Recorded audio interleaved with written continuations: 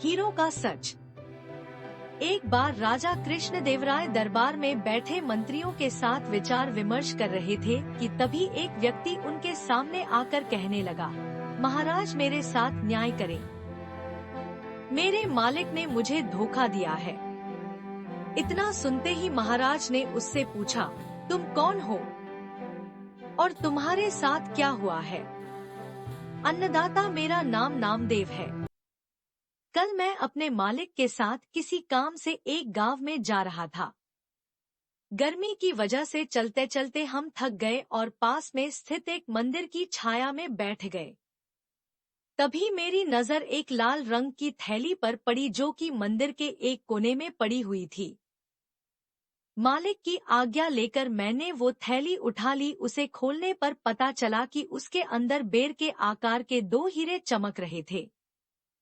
हीरे मंदिर में पाए गए थे, इसलिए उन पर राज्य का अधिकार था। परंतु मेरे मालिक ने मुझसे ये बात किसी को भी बताने से मना कर दिया और कहा कि हम दोनों इसमें से एक एक हीरा रख लेंगे।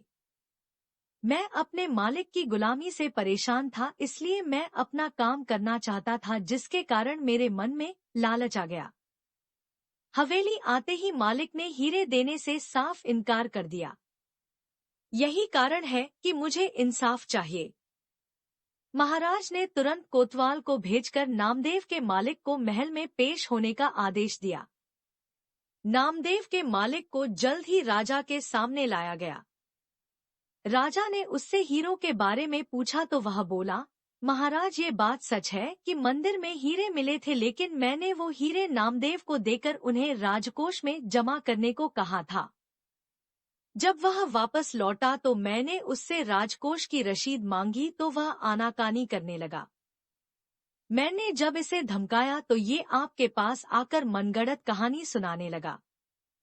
अच्छा, तो ये बात है। महाराज ने कुछ सोचते हुए कहा, क्या तुम्हारे पास इस बात का कोई सबूत है कि तुम सच बोल रहे हो? अन्नदाता, अगर आपको मेरी बात पर यकीन नहीं तो आप मेरे दूसरे 3 नौकरों से पूछ सकते हो। वो उस वक्त वहीं थे। के सामने लाया गया। तीनों ने नामदेव के खिलाफ गवाही दी। महाराज तीनों नौकरों और मालिक को वहीं बिठाकर अपने विश्राम कक्ष में चले गए और सेनापति तेनालीराम, महामंत्री को भी इस विषय में बात करने के लिए वहां बुलवा लिया। उनके पहुंचने पर महाराज ने महामंत्री से पूछा, आपको क्या लगता है, क्या नामदेव झूठ बोल रहा है? जी महाराज, नामदेव ही झूठा है। उसके मन में लालच आ गया होगा और उसने हीरे अपने पास ही रख लिए होंगे। सेनापति ने गवाहों को झूठा बताया। उसके हिसाब से नामदेव सच बोल रहा था।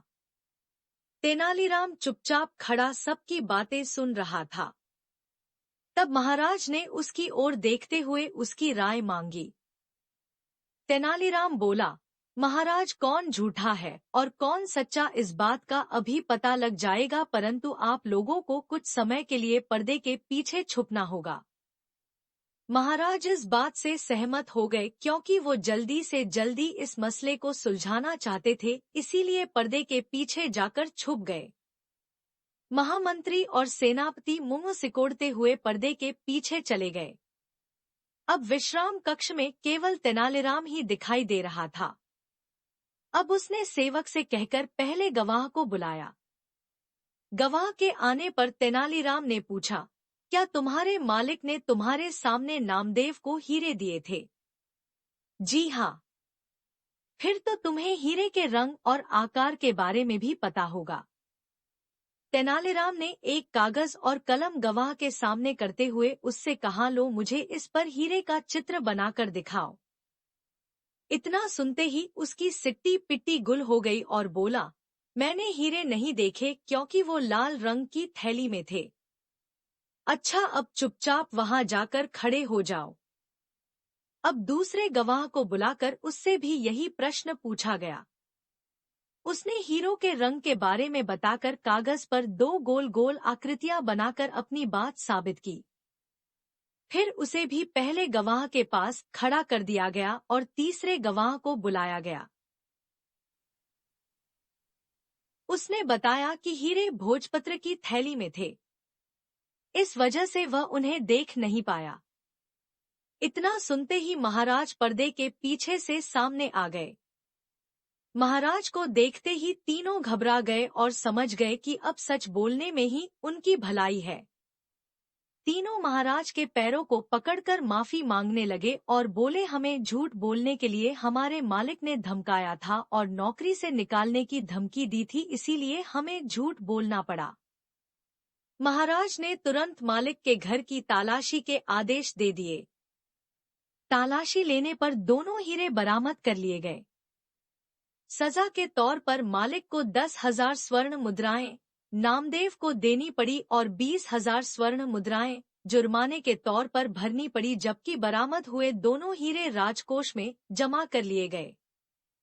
इस प्रकार तेनालीराम की मदद से महाराज ने नामदेव के हक में फैसला सुनाया।